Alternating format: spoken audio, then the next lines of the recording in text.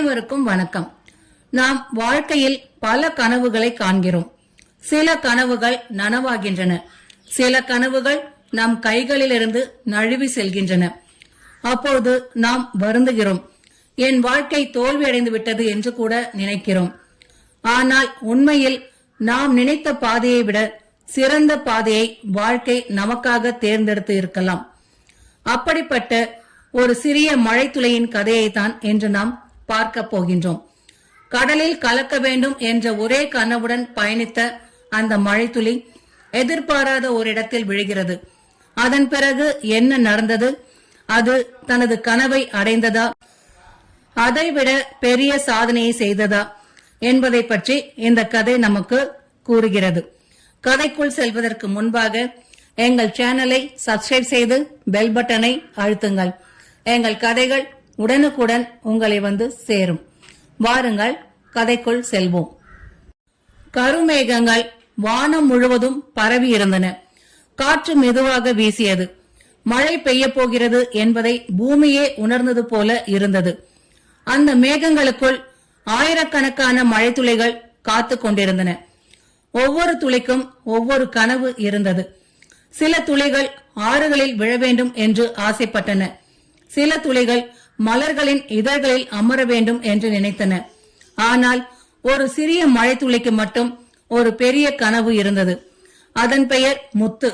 நான் கடலில் விழ வேண்டும், உலகிலேயே பெரிய நீர்நிலையான கடலின் ஒரு பகுதியாக வேண்டும் என்று அது அடிக்கடி கூறும். அதை கேட்ட மற்ற துளிகள் சிரித்தன. கடல் பெரியது என்பதற்காக அங்கே செல்வதுதான் வெற்றி என்று யார் சொன்னது என்று கேட்டன. நிச்சயமாக அதுதான் வெற்றி என்றது முத்து. ஒரு துளி கடலில் கலந்தால் அது என்றும் வாழும். அதைவிட பெரிய சாதனை என்ன இருக்க முடியும் என்றது. அப்பொழுது அருகில் இருந்த ஒரு வயதான துளி சிரித்தது. வாழ்க்கை எங்கே அழைத்து செல்கிறதோ அங்கேயே அர்த்தம் இருக்கும். நாம் திட்டமிடுவது ஒன்றாகவும் நடப்பது வேறாகவும் இருக்கலாம் என்றது. முத்து அதை கேட்கவில்லை. எனக்கு என் கனவு முக்கியம் என்றது. அந்த நேரத்தில் மேகங்கள் திரண்டன. மழை கொட்டத் தொடங்கியது. ஆயிரக்கணக்கான துளிகள் பூமியை நோக்கி விழுந்தன. முத்துவும் மகிழ்ச்சியுடன் கீழே பார்த்தது. தொலைவில் பறந்து விரிந்திருந்த நீலக்கடலை கண்டு அதன் மனம் குதித்தது. இன்னும் சில நொடிகளில் என் கனவு நனவாக போகிறது என்று மகிழ்ந்தது. ஆனால் விதி வேறு முடிவு செய்திருந்தது. திடீரென்று பலத்த காற்று வீசியது. காற்று முத்துவை பாதையிலிருந்து தூக்கி சென்றது.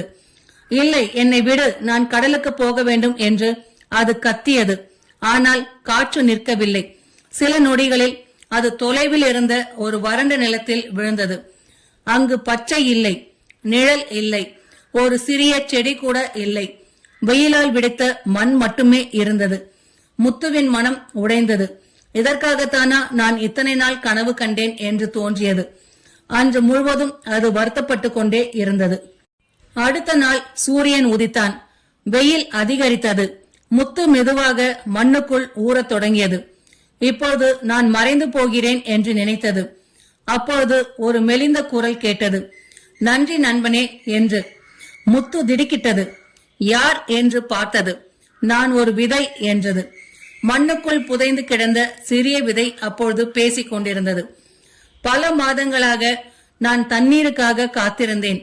நீ வந்ததால் என் உயிர் மீண்டும் விழித்திருக்கிறது என்றது. முத்து அமைதியாக இருந்தது. ஆனால் நான் தோல்வியடைந்தவன் என்றது முத்து. ஏன் என்று கேட்டது அந்த விதை. நான் கடலை அடைய முடியவில்லை என்றது. விதை சிரித்தது. நீ கடலை அடையவில்லை, ஆனால் என்னை அடைந்தாய், அது போதாதா என்றது. முத்துவால் பதில் சொல்ல முடியவில்லை. நாட்கள் கடந்தன. விதை மெதுவாக முளைத்தது. மண்ணை உடைத்து வெளியே வந்த சிறிய பச்சை தளிரை கண்டு முத்துவிற்கு மகிழ்ச்சி ஏற்பட்டது. நான் இங்கே வந்ததற்கு ஒரு காரணம் இருக்கிறதோ என்று அது நினைத்தது. காலம் சென்றது. தளிர் செடியாக வளர்ந்தது. ஆனால் ஒரு நாள் பெரிய ஆபத்து வந்தது. ஒரு ஆடு அந்த செடியை தின்ன வந்தது. இப்பொழுது எல்லாம் முடிந்துவிடும் என்று முத்து பயந்தது. அந்த நேரத்தில் ஒரு சிறுவன் ஓடி வந்தான். அட, இது புதிய செடி, இதை விடு என்று ஆட்டை விரட்டினான். அவன் பெயர் கார்த்திக். அந்த கிராமத்தில் வாழ்ந்த ஏழை சிறுவன்.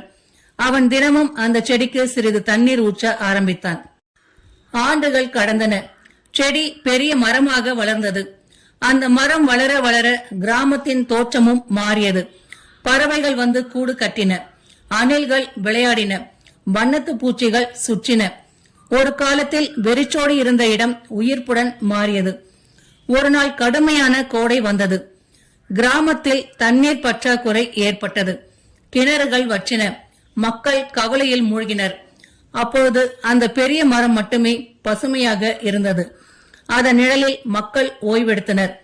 இந்த மரம் இல்லை என்றால் நாங்கள் என்ன செய்திருப்போம் என்று பலர் பேசினர். முத்து அதை கேட்டபோது அவனுக்கு மனம் நிறைந்தது. ஆனால் இன்னும் ஒரு பெரிய சோதனை காத்திருந்தது. ஒரு இரவு மின்னல் மழையுடன் கூடிய புயல் வந்தது. காற்று வேகமாக வீசியது. பறவைகள் பயத்தில் அலறின. அந்த மரமும் ஆபத்தில் சிக்கியது. இவ்வளவு ஆண்டுகள் வளர்ந்தது இன்றே முடிந்து விடுமோ என்று அனைவரும் பயந்தனர். ஆனால் அதன் வேர்கள் ஆழமாக பதிந்திருந்தன. அது புயலை தாங்கி நின்றது. காலை வந்தபோது கிராம மக்கள் ஆச்சரியப்பட்டனர். அந்த மரம் மட்டும் உறுதியாக நின்றது. சில ஆண்டுகளுக்கு பிறகு கார்த்திக் பெரியவனானான். ஒரு நாள் அவன் தனது மகனை அந்த மரத்தின் கீழ் அழைத்து சென்றான். இந்த மரம் எப்படி தோன்றியது தெரியுமா என்று கேட்டான். தெரியாதப்பா என்றான் மகன். ஒரு காலத்தில் இங்கே ஒன்றுமே இல்லை. ஒரு சிறிய விதை மட்டுமே இருந்தது. ஒரு மழை துளி அதற்கு உயிர் கொடுத்தது என்றான். அந்த வார்த்தைகளை கேட்ட முத்துவின் நினைவு மீண்டும் உயிர் பெற்றது. மேலும் காலம் சென்றது. ஒரு கோடையில் காட்டு தீ ஏற்பட்டது. தீ வேகமாக பரவியது. விலங்குகள் ஓடின, பறவைகள் பறந்தன, கிராம மக்கள் பயந்தனர். தீ அந்த பெரிய மரத்தையும் சூழ்ந்தது. ஆனால் மரம் முழுமையாக எரியவில்லை. அதன் கிளைகளில் இருந்த பல விதைகள் தரையில் விழுந்தன. சில நாட்களில் மழை பெய்தது.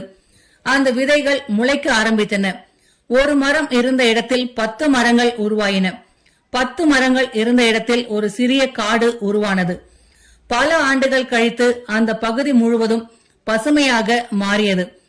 பறவைகள் ஆயிரக்கணக்கில் வாழ்ந்தன. விலங்குகள் தங்கின. மழையும் அதிகரித்தது. கிராமம் வளமானதாக மாறியது. ஒரு நாள் வயதான ஒருவர் அந்த காட்டை பார்த்து கூறினார், இந்த பகுதியின் வாழ்க்கையை மாற்றியது ஒரு சிறிய விதை என்றார். மற்றொருவர் சிரித்தார். இல்லை, அந்த உயிர்க்கு உயிர் கொடுத்த ஒரு சிறிய மழைத்துளி என்றார். அந்த வார்த்தைகளை கேட்ட முத்துவின் ஆன்மா மகிழ்ச்சியால் நிரம்பியது. அப்போது அதற்கு ஒரு உண்மை புரிந்தது. நான் கடலில் விழுந்திருந்தால் ஒரு துளியாக மட்டுமே இருந்திருப்பேன். ஆனால் இங்கே ஆயிரக்கணக்கான உயிர்களின் வாழ்க்கையை மாற்றியிருக்கிறேன் என்று எண்ணியது. அந்த இரவு மெதுவாக மழை பெய்தது. புதிய மழைத்துளிகள் வானத்திலிருந்து விழுந்தன. அவற்றில் ஒன்று கேட்டது, நான் கடலில் விழ வேண்டும் என்று. அதுதான் என் கனவு என்று கூறியது. காற்றில் கலந்திருந்த முத்துவின் குரல் மெதுவாக ஒலித்தது. கனவு காண்பது நல்லது. ஆனால் வாழ்க்கை உனக்காக தேர்ந்தெடுக்கும் பாதை சில நேரங்களில் உன் கனவை விட பெரியதாக இருக்கும். பாதை மாறினாலும் நம்பிக்கையை இழக்காதே என்றது. புதிய துளி அமைதியானது. வானத்தை நோக்கி பார்த்தது. கீழே பசுமையாக நின்ற காட்டை பார்த்தது. ஒரு சிறிய மழைத்துளியின் பயணம் எத்தனை உயிர்களின் வாழ்க்கையை மாற்றியிருக்கிறது என்பதை அது உணர்ந்தது. நாம் விரும்பியது கிடைக்காததால் அது தோல்வி ஆகிவிடாது.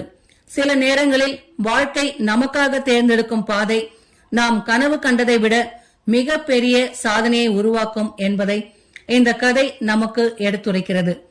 இந்த கதை உங்களுக்கு பிடித்திருந்தால் லைக் செய்து நண்பர்களோடு ஷேர் செய்யுங்கள். இது போன்ற சுவாரஸ்யமான கதைகளோடு மீண்டும் உங்களை சந்திக்கின்றேன். நன்றி.